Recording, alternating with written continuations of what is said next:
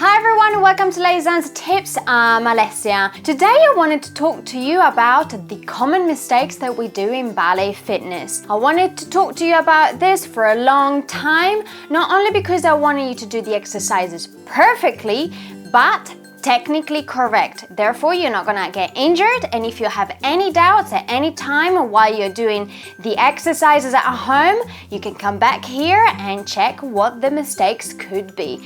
So if you're ready for this, keep on listening, and we're gonna start with plies.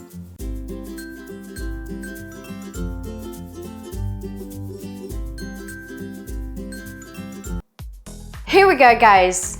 The 5 nightmares. I'm kidding, it's not that bad, but it is bad. So, ballet fitness. Obviously, ballet fitness comes from ballet, yeah? So there are some very particular things that we need to think about every time we do it. And if you're doing it, don't. Let's change these things. Okay, so first things first. That we do at the bar in a ballet class, whether it's in the bar in the center, it's your prep for the whole ballet world. Also known as plie. Plie, it means bending knees, okay? So we bend our knees. So in this case, I've got parallel feet, so check what I'm doing. So I've got hips, knees, and toes aligned all on top of the other. Because ballet, it's ballet, we turn it out, but we never turn it out from our feet because otherwise this happens. So what we need to think about is turning it out from your hips. Good way to know where to turn out is if you got your feet together, parallel, toes spread on the floor. The only thing you do is open up from your hips.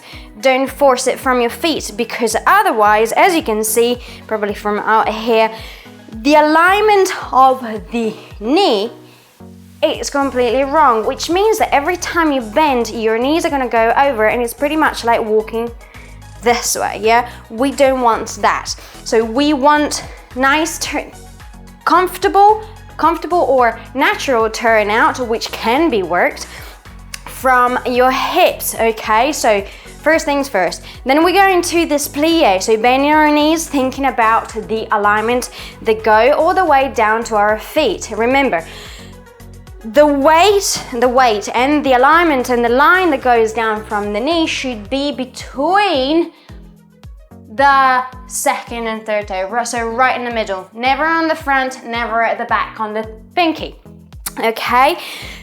Other thing, you might hear, tuck your pelvis in. No.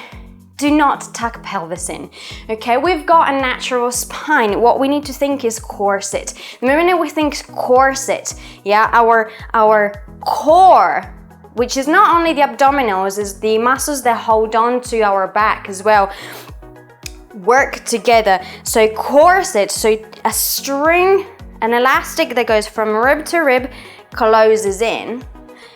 Corset is in, so your abs are engaged, but your spine is pulling up as well, which I don't want this to happen. So you need to think about again, look at where my knees are going, yeah? They're not going out. Neither really sticking out, because then we lose our ribs, we lose our lower abs, and we look like duckies, and we don't want to look like duckies. We want a natural spine. So, like you did, there is a very good friend of mine, personal PT, she said when you're coming up from the squat, what you need to do is take the pelvis to that natural position. We already are in that natural position, and because of the nature of the plie, and unless you've got super very long tendons, you're never gonna go down so much. So Achilles tendons tell us where our plie will be, and therefore everything else is aligned. So you've got one wall in the front, one wall at the back, which means that you're gonna be working those muscles, those bum muscles under here, inside here, and your corset. Remember that your plie is the base of everything. It's the base for our jumps. For any athletes, we call it plie in ballet. runners or high jumps or any other athletes, they call it preparation, yeah? And also remember, heels never come off, yeah? Your heels in first position are always attached to the floor, yeah? Always down there. If we go into second position,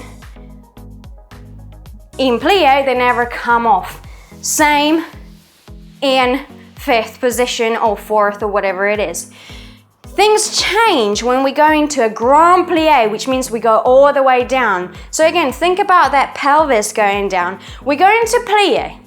And because again of the nature of our Achilles, if we want to go more down with our sticking our bum out or tucking the pelvis in, natural spine, we go down. We want to take our bum down.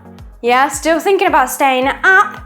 Don't release, still going down, meaning our heels will come off eventually because of the nature of it.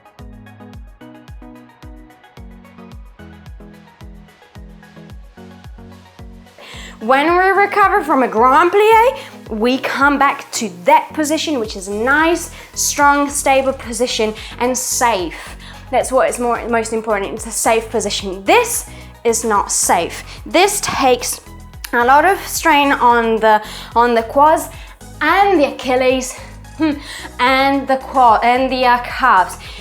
Have you ever seen a runner or someone taking off from a jump, taking off from here?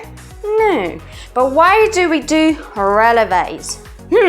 When we go into releves, I personally think it's in a different manner. We're not halfway, we are all the way up. So the weight management and the way it goes, weight management as in alignment and where it actually falls onto the feet, is more controllable. Here, not so much. And again, for me, it's a brain muscle memory that tells you you've got to take off from here. We don't want to take off from here. This is something else to work our bum, so our arches are pushing, and it's a nice way to push those arches and elongate the front of the ankles. This is just very bad strain on the ankles, which I'm not really keen on. Again, take off or plie or anything from your heels down. Remember, you don't see anyone running go, high jump. You need the whole force of the whole foot to take off. Thank you very much, guys. I really hope that was helpful and your plies are now gonna be absolutely fantastic. Stay tuned for the next few videos that are coming up where we're gonna talk about more common mistakes in ballet fitness. Otherwise, I'll see you next Wednesday here on YouTube for extra exercises. Mwah. Ciao, guys.